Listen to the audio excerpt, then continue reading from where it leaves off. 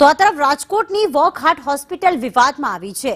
નાની સર્જરીમાં મસમોટું બિલ આપ્યું હોવાનો આક્ષેપ કરવામાં આવ્યો છે, જેમાં હાથમાં 7 ટાંકા લીધા અને ત્યારબાદ 1,60,000નું બિલ ફટકાર્યું। 9 વર્ષના બાળકના હાથમાં ટાંકા લેવાયા હતા। ટાંકા લીધા, 24 કલાક એડમિટ રાખીને મોટું બિલ આપ્યું છે। ખોટી રીતે મસમોટું બિલ પધરાવ્યાનો પરિવારજનો દ્વારા આક્ષેપ કરવામાં આવ્યો છે। રાજકોટની વોકહાર્ટ હોસ્પિટલમાં આ નાના બાળકને ઈજા પહોંચી હોવાથી તેને 7 ટાંકા લેવામાં આવ્યા। એક દિવસ એડમિટ રાખ્યો અને બિલ આપ્યું 1,60,000નું। પછી એને અમને પૂછ્યું તમારે મેડિક્લેમ છે? અમે કીધું હા મેડિક્લેમ છે।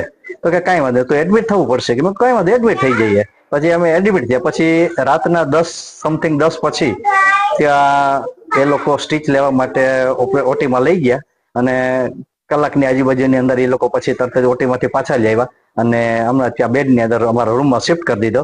અને સવારે બોલતો ચાલતો ને બધું હરતો ફરતો હતો, બીજી કોઈ તકલીફ હતી નહીં કોઈ જાતની। એટલે અમે કીધું કે રજા ક્યારે આપશે?